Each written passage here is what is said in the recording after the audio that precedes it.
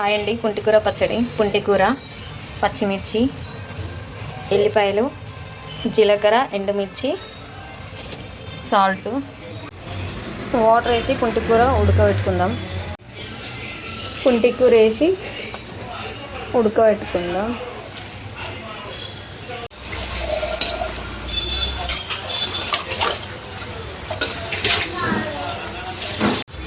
ఇలా ఉడకబెట్టుకోవాలి మెత్తగా. ఉడకబెట్టుకున్నాక వాటర్ వంపేసేయాలి. వాటర్ వంపేసుకుందాం.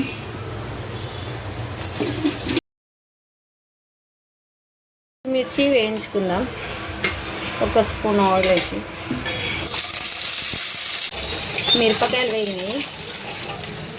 పుంటికూర వేయించిన పచ్చిమిర్చి మిక్సీకి వేసుకుందాం. కొంచెం పసుపు వేసి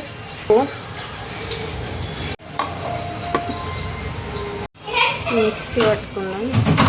ఆయిల్ వేసుకుందాం.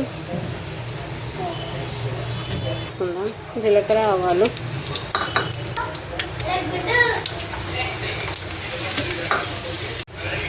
కరివేపాకు, పుంటికూర వేసుకొని ఒక 10 నిమిషాలు ఆయిల్లో ఇట్లనే ఉంచుకోవాలి. కూర పచ్చడి రెడీ.